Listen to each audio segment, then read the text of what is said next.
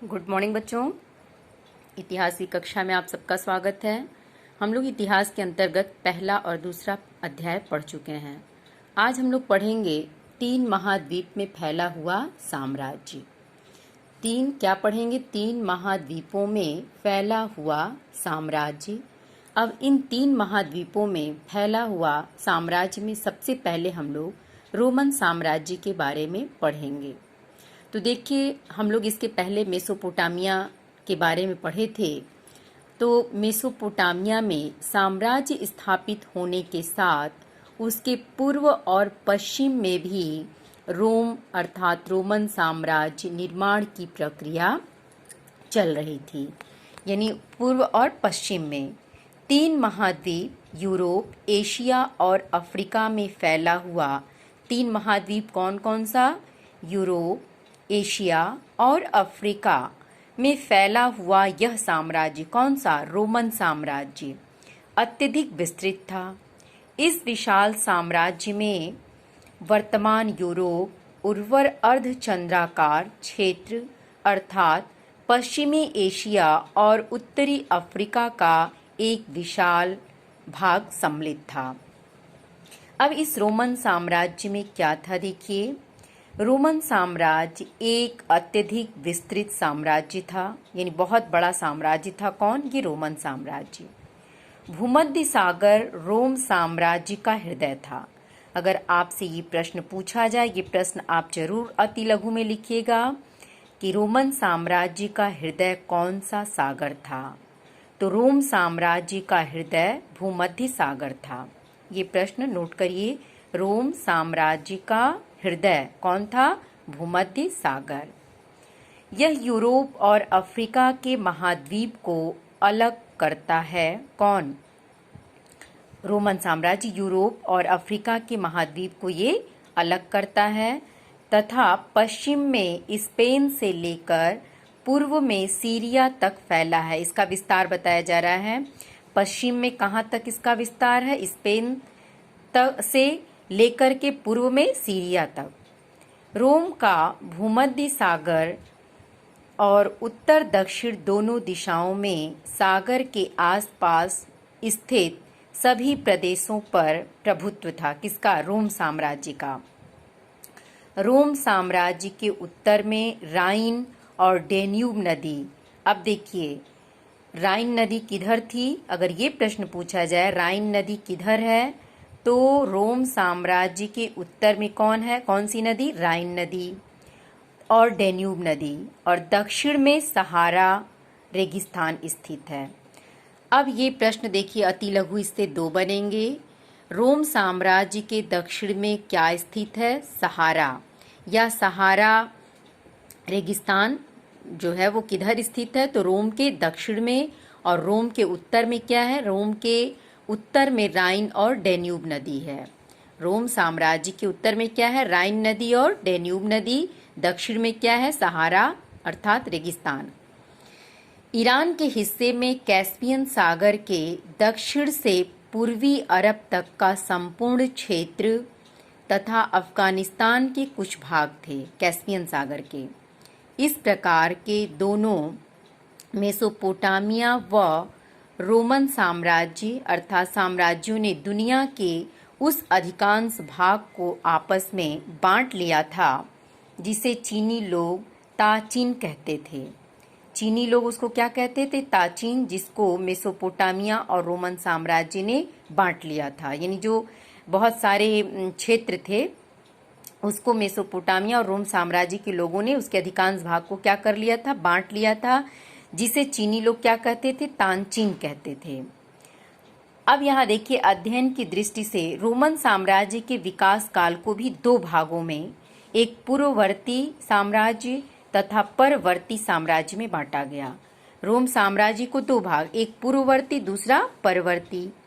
इन दोनों भागों के लिए 3री शताब्दी विभाजक का कार्य करती है, क्योंकि 3री शताब्दी के मुख्य भाग तक यहाँ की जो संपूर्ण अवधि को पूर्ववर्ती साम्राज्य के अंतर्गत तथा उसके बाद की अवधि को परवर्ती साम्राज्य के अंतर्गत रखा गया।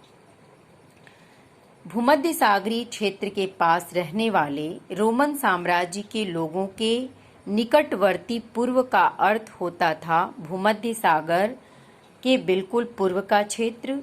रोमन साम्राज्य का हिस्सा सीरिया, फिलिस्तीन और मेसोपोटामिया के आसपास के क्षेत्र जैसे अरब शामिल थे। यानी रोमन साम्राज्य के हिस्सा में क्या क्या था? सीरिया, फिलिस्तीन और मेसोपोटामिया के आसपास के क्षेत्र और जैसे अरब, यानी अरब वहीं का क्षेत्र था। तो अब इसमें देखिए, जो ये रोमन साम्राज्य के इतिहास को जानने का स्रोत क्या क्या है। अभी तक तो इसका विस्तार आप देखी हैं। तो रोमन साम्राज्य को जानने के लिए जो पुरातात्विक स्रोत हैं या साहित्यिक स्रोत हैं, इसके द्वारा हम इसके इतिहास को जानते हैं। परंतु रोम का जो इतिहास है, इसको जानने के लिए इतिहासकारों ने इसके स्रोत को 3 भागों में बांटा है। जो रोम का इतिहास है, इसको जानने के लिए इतिहासकारों ने इसके स्रोत को 3 भागों में बांटा है। पहला पाठ्य सामग्री है, यानी इतिहास को जानने का पहला सामग्री क्या है? पाठ्य सामग्री। तो इस प्रकार के स्रोत में मुख्य रूप से समकालीन व्यक्तियों द्वारा लिखे गए इतिहास या वर्ष वृत्तांत को सम्मिलित किया जाता है। इसमें ये आप लघु प्रश्न में लिखेंगे कि रोमन साम्राज्य के इतिहास को जानने के स्रोत कौन कौन से हैं, विस्तार से लिखिए। तो इसका उत्तर आपको लिखना होगा आज। तो पहला क्या है? पाठ्य सामग्री।